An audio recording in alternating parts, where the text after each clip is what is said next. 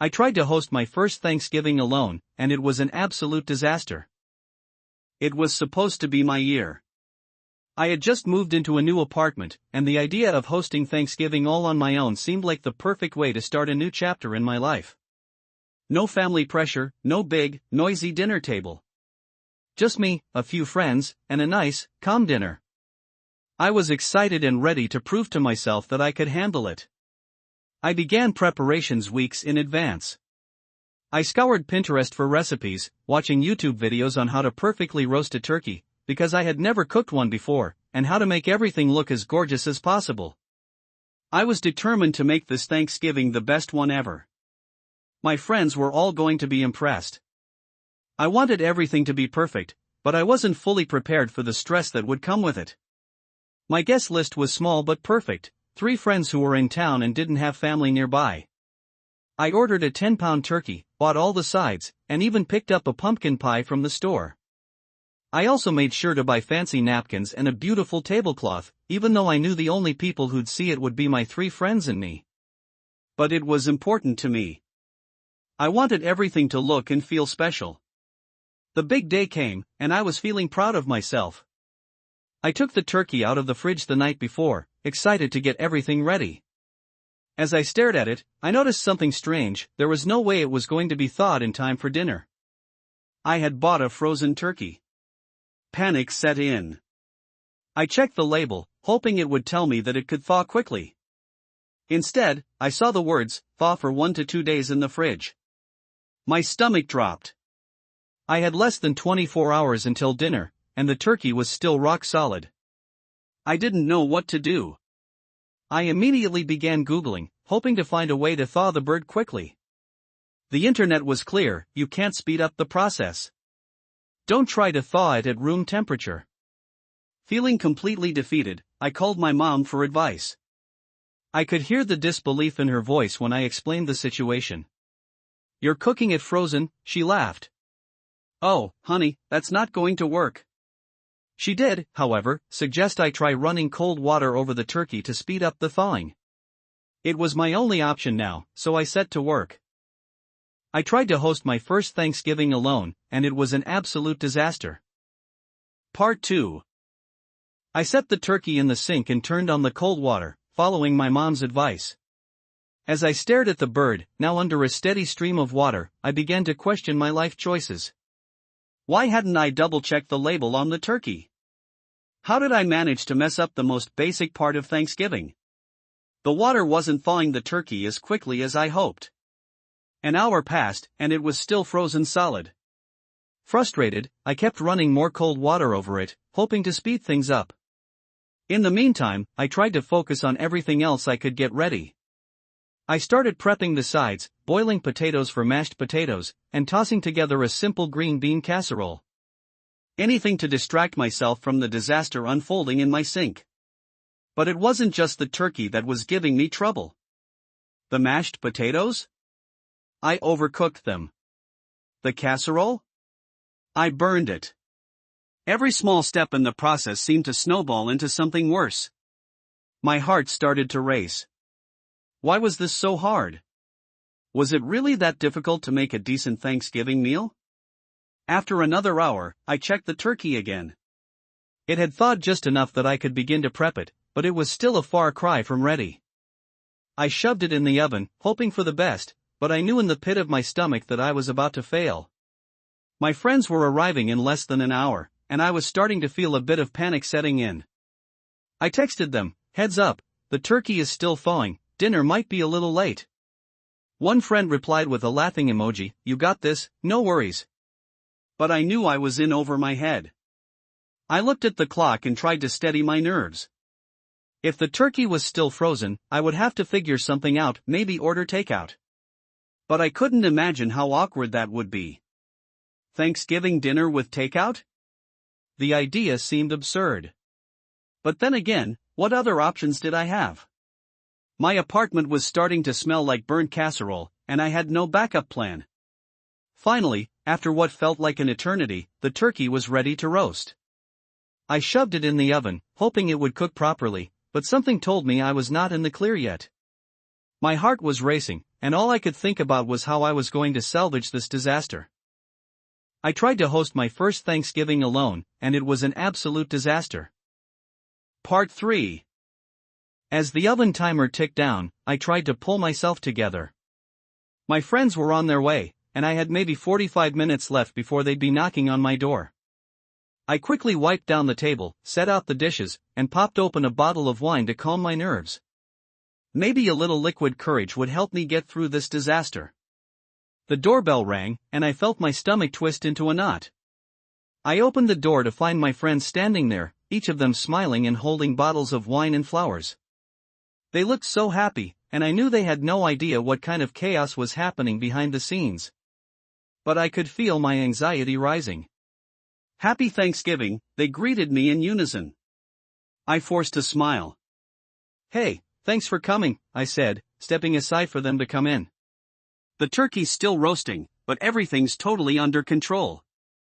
"Totally fine." They glanced around the room, taking in the slightly burnt smell that was starting to linger in the air.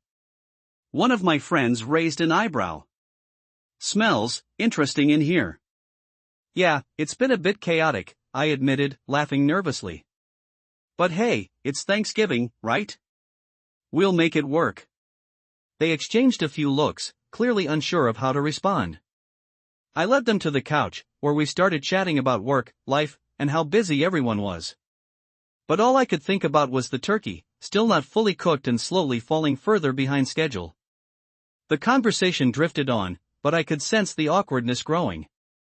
Every time I darted into the kitchen to check on the bird, I could feel their eyes on me. I tried my best to keep it together, but the pressure was building. I didn't want to admit it, but I knew this wasn't going well. After a while, one of my friends asked, "You okay?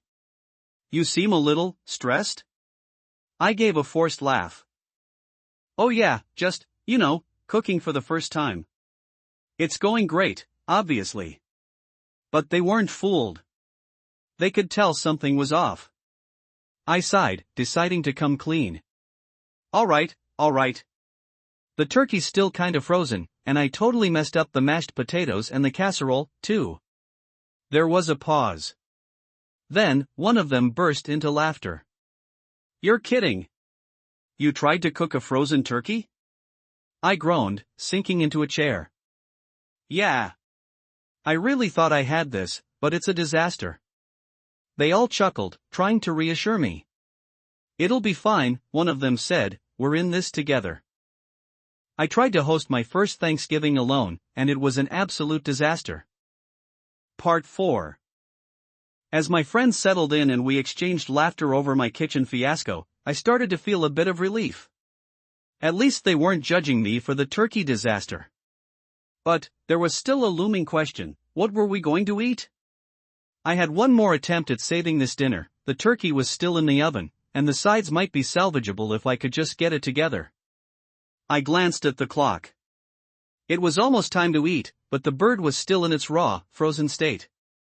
I had no idea how I was going to pull this off. At this rate, dinner would be pushed until the next day. My stomach grumbled, and I realized I was way too hungry to keep pretending that everything was fine.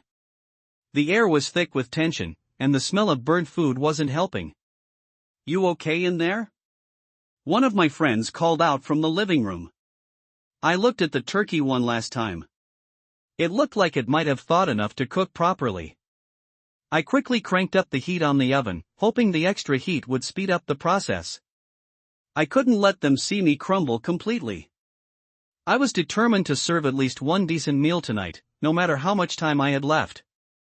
While I waited, I went back into the living room to join my friends. I was nervous, but I plastered a smile on my face and joined the conversation.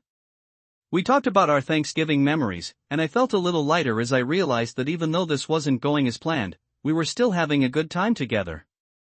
"Okay, guys," I said finally, trying to keep my tone light, "how about we call for some backup? Just in case the turkey doesn't make it in time?" Everyone laughed.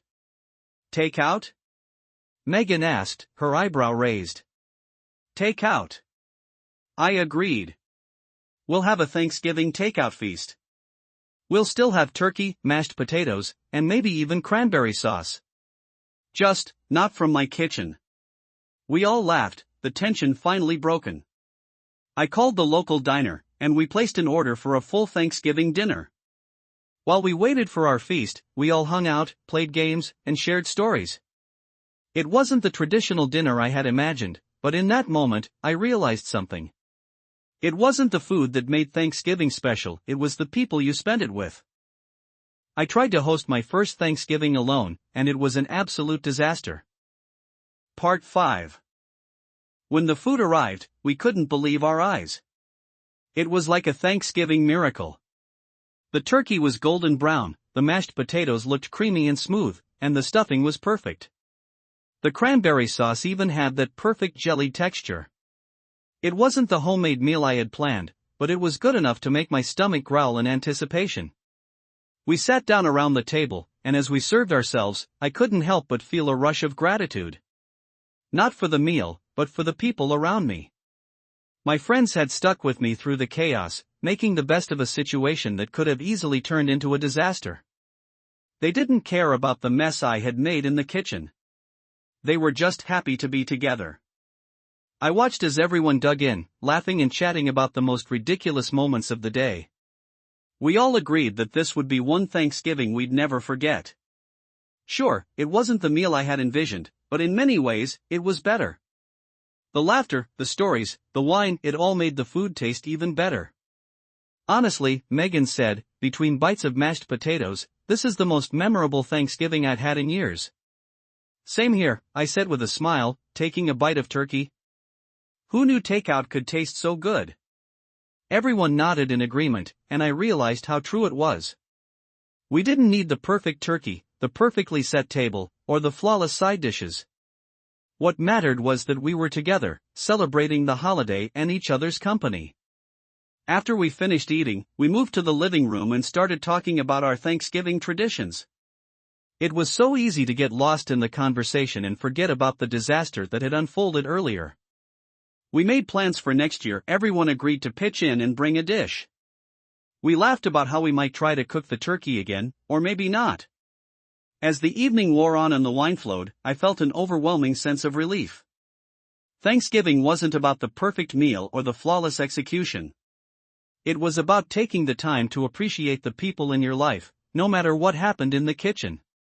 That night, as my friends headed home, I sat on the couch, content and exhausted. Thanksgiving wasn't perfect, but it was more than I ever could have imagined. And next year, we were going to make even more memories, but this time, we'd probably order takeout again.